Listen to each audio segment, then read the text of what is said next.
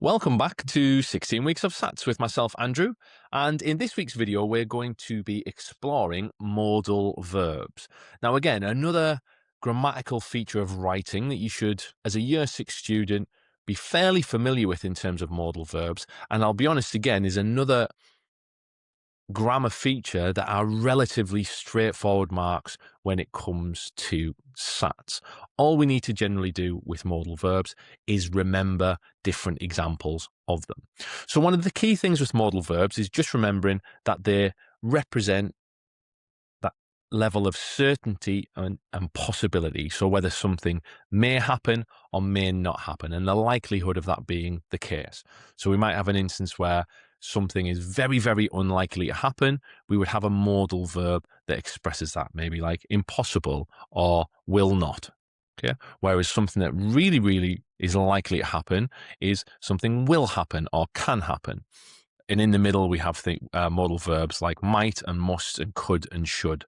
So all those words that suggest different levels of certainty and possibility. And we're going to look at these examples in the SATs examples that we have ready for you. So again, modal verbs, nothing to worry about for anybody. And again, there should be pretty straightforward marks for people to pick up. And the other little caveat to think about with regards to modal verbs is they don't actually crop up in every single SATs paper.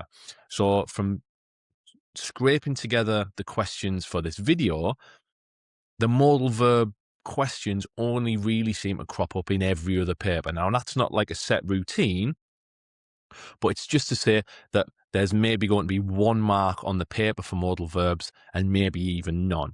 So don't stress too much about modal verbs if they're not quite there yet for you, but we'll look at this video and unlock modal verbs a little bit more with some relatively straightforward examples. So let's get stuck into the content and see what modal verbs are all about.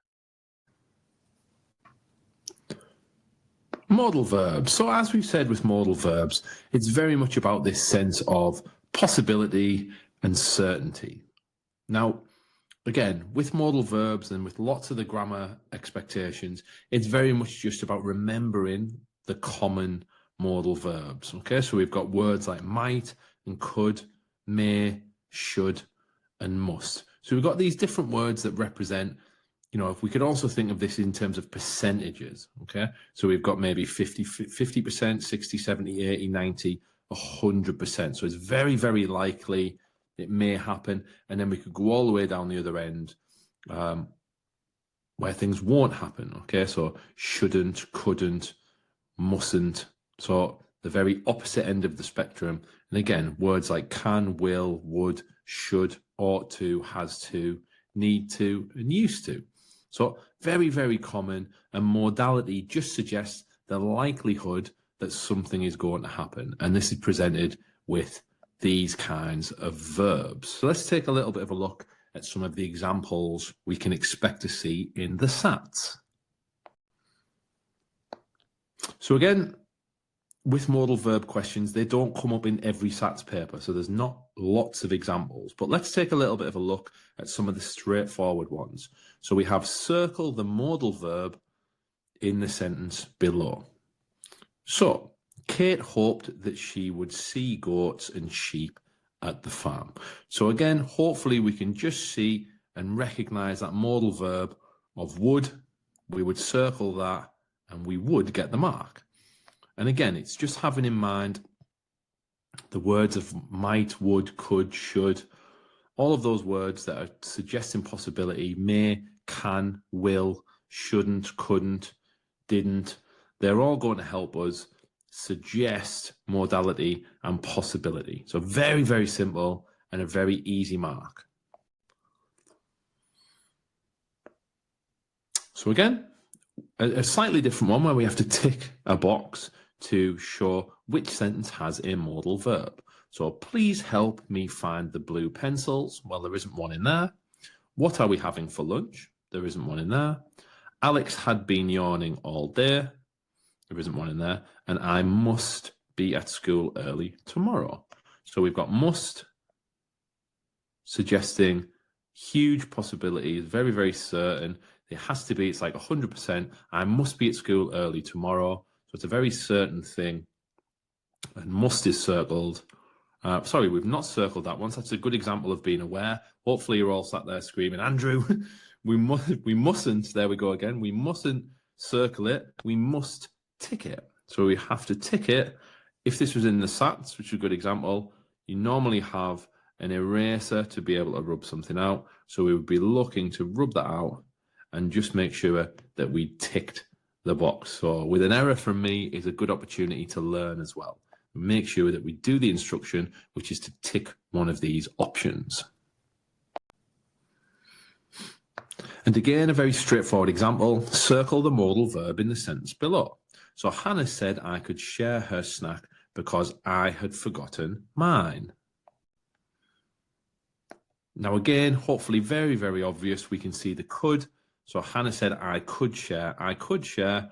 So very simple, could, would, should, all of those, might, very simple modal verbs. We're just going to circle that, job done. That would get us the 1 mark, and we can move on to the next question. So with this question, we've got quite a nice variation where we're having to show a little bit of understanding of what's happening in each sentence.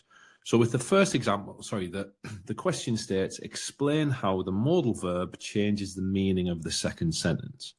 Now, hopefully we can spot in the second sentence that might is the modal verb. And all that's really happening is that we've got a very certain sentence to a sentence that has possibility, because it might actually not happen. Yusuf and his sister might go swimming with their dad. So really all we want to do is explain that the second sentence has changed from certainty into possibility. So very simple, and there's lots of ways that we could write this answer, but for the sake of this, we're going to just write the second sentence shows possibility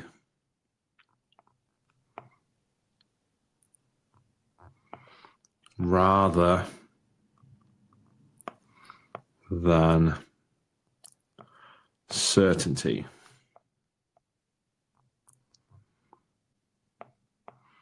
Full stop as well. So again, any sort of answer that relates to the concept of certainty in the first sentence and the second sentence showing more possibility, that would have got you the mark.